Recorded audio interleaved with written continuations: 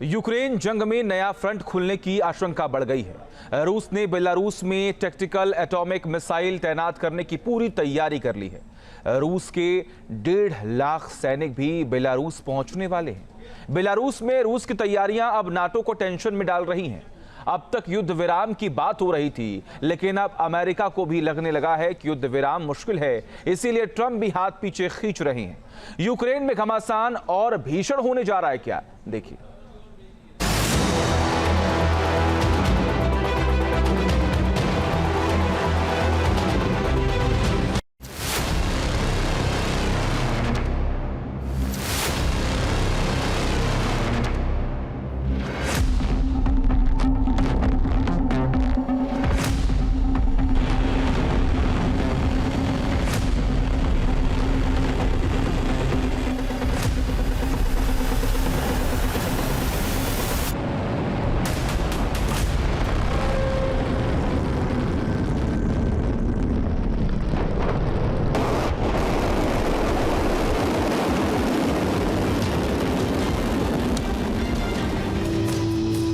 अब नहीं रुकेगी जंग, समर और भीषण होगा।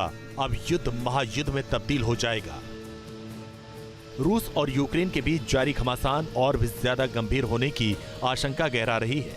युद्ध विराम के लिए रूस और यूक्रेन तैयार नहीं है और अब अमेरिका सीज फायर की कोशिश से खुद को अलग कर सकता है। कुपियांस्क पर रूस का बड़ा हमला। रूस ने अब पूर्वी यूक्रेन पर हमले तेज कर दिए।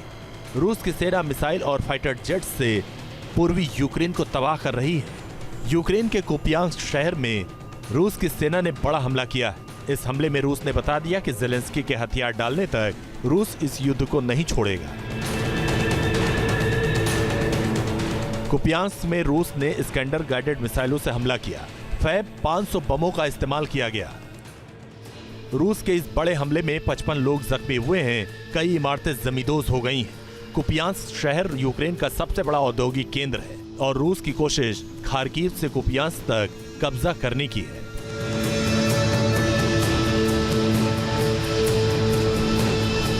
रूस की सेना किसी भी तरह ज़ेलेंस्की को घुटने पर लाना चाहती है। रूस जानता है कि ज़ेलेंस्की को जब तक नेटो का साथ मिलता रहेगा वो हथियार नहीं डालेंगे। इसलिए पुतिन अब जंग में एक और मोर्चा खोलने की तैयारी कर रहे हैं। रूस की सेना बेलारूस में टैक्टिकल न्यूक्लियर मिसाइल इंफ्रास्ट्रक्चर तैयार कर चुकी है। ज़ेलेंस्की को लग रहा है कि बेलारूस के जरिए रूस यूक्रेन में एक और वॉर फ्रंट खोल सकता है। हाल ही में रूस ने बेलारूस में 1.5 लाख नए सैनिकों को तैनात करने की बात कही थी, जिसके बाद ज़ेलेंस्की को बड़े हमले का डर सता रहा है। ज़ेलेंस्की कह रहे हैं कि रूस को नहीं रोका गया तो तीसरा विश्व युद्ध शुरू हो जाएगा। और जो रशिया का न्यूक्लियर प्लान है, देखिए ये यूक्रेन के खिलाफ नहीं है। रशिया न्यूक्लियर वेपन को एक थ्रेट इन बीइंग की तरह इस्तेमाल करता है, जिससे वो तमाम यूरोपियन नेशन को चेक करता है, जिसमें इंग्लैंड शामिल है, फ्रांस शामिल है और जर्मनी शामिल है। इसके तहत वो दिखाता है कि अगर आप लगातार इस तरीके से यूक्रेन की मदद करते रहे, यूक्रेन में अगर आपने यूरोपियन नेशन की सेना को उतारा तो इसका परिणाम बहुत गंभीर होगा। अगर आपने लॉन्ग रेंज मिसाइल को रशिया के अगेंस्ट इस्तेमाल किया यूक्रेन की सरजमी से, तो मेरे पास न्यूक्लियर वेपन है, जिससे कि यूके, फ्रांस, जर्मनी और ऐसे देश जो सिंपैथाइजर बने हुए, जो डायरेक्ट युद्ध में इन्वॉल्व होते हैं, उनके लिए एक बहुत बड़ा थ्रेट रशिया क्रिएट कर देगा। बेलारूस में रूस का परमाणु मिसाइलों को तैनात करने की तैयारी करना और नेटो देशों के साथ हाल ही में बड़े तनाव के बाद अब ये डर भी बड़ा हो रहा है कि रूस पोलैंड के खिलाफ भी नया मोर्चा खोल सकता है। पोलैंड के जरिए ही नेटो की मदद यूक्रेन तक पहुंच रही है और संभव है कि पुतिन यूक्रेन तक मदद पहुंचने का रास्ता बंद करने के लिए पोलैंड के बाकी यूरोप से काटने की तैयारी कर रहे हों। हालांकि पोलैंड के खिलाफ मोर्चा खोलने का मतलब अमेरिका समेत पूरे नेटो से सीधे जंग लड़ना होगा, इसलिए पुतिन हर कदम फूंक फूंक कर रख रहे हैं। देखिए, जिस तरीके से न्यूक्लियर ड्रिल बेलारूस में टाइम टू टाइम होती रहती है, यह दिखाता है कि तमाम जो नेबरिंग स्टेट हैं, नेबरिंग कंट्रीज हैं, वो इस युद्ध से दूर रहें। पोलैंड से बार बार इस स्टेटमेंट आते रहते हैं कि वो यूक्रेन की मदद करेगा।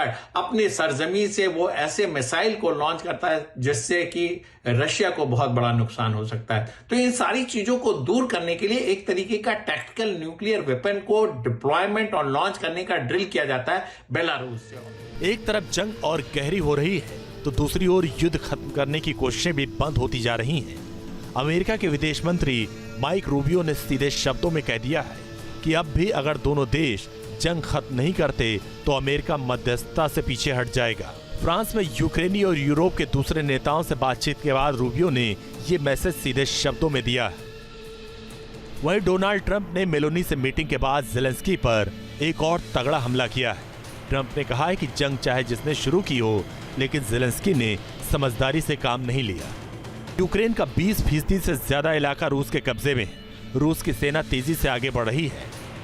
डोनेट्स्क का 70% इलाका रूस के कब्जे में है। खेरसॉन का भी 70% हिस्सा रूस के कब्जे में है। ज़ेपोरिजिया में 70% इलाके पर रूस का कब्जा है। वहीं लुहांस्क का 99% हिस्सा रूस जीत चुका है। अब रूस के बड़े हमलों ने साफ कर दिया है कि वो सीज़फायर अपनी शर्तों पर करेगा और ज़ेलेंस्की की बात नहीं मानी जाएगी। अमेरिका ने जिस तरह युद्ध विराम की बातचीत से बाहर हटने की बात कही है, उससे साफ है कि युद्ध विराम फिलहाल नहीं होगा। Team news nation.